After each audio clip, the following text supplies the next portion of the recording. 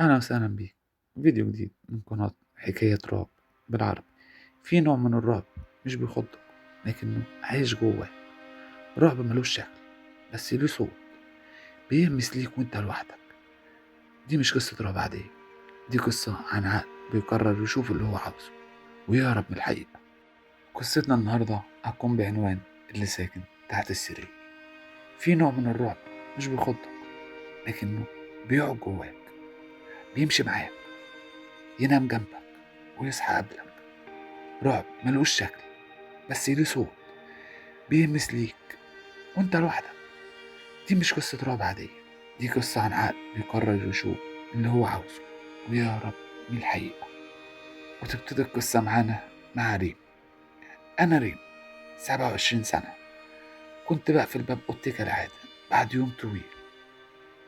أنا بشتغل في شركة دعاية، ومؤخرا بقيت أحس إن في حاجة غريبة، في حاجة غلط، بس مش عارف أشرحها. كل يوم برجع من الشغل بلاقي السرير متحرك شوية، مش كتير بس واضح. مرة لقيت المخدة على الأرض، مرة تانية الشباك مفتوح وأنا متأكدة إني قفلته. في صوت خربشة جاي من تحت السرير. كل الناس قالت لي أكيد إرهاق، أنت بس محتاجة نوم.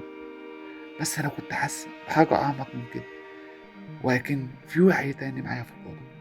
رحت لطبيبة نفسية، دكتورة اسمها مريم. حكيت لها عن كل حاجة، عن الأصوات الغريبة وعن الأشياء اللي بتتحرك في الأوضة.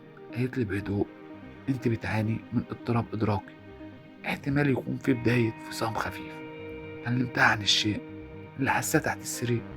قالت لي المخ أحيانا بيخلق كائنات عشان يبرر إحساس العزلة. عقلك بيحاول يخليك تحس إنك مش لوحدك، بس أنا كنت متأكدة إني مش لوحدي. جبت موبايل قديم وشغلته تسجيل صوتي وسبته تحت السرير وأنا نايم. لما صحيت الصبح دخلت على التسجيل بالصمت، وبعدين صوت نفس، مش نفس، صوت بيهمس. أنا هنا يا ريم، دايما كنت هنا. قفلت التسجيل ورميت الموبايل في الدرج، بس الصوت كان لسه بيرن في ودني. تاني يوم كنت واقفة قدام المراية وبمسح مكياجي، لمحت شيء غريب. عيون تحت السرير سودا بتبصلي. صرخت بس لما رجعت أبص مفيش حاجة. كلمت الدكتورة مريم، قالت لي ريم مفيش حاجة تحت السرير غير خيالك، لو عايزة أنا ممكن أجيلك البيت. الدكتورة جت قعدت معايا في الأوضة. أنا كنت قاعدة على السرير وهي على الكرسي، وقالت لي ريم لازم تواجه الحقيقة، مفيش حاجة تحت السرير.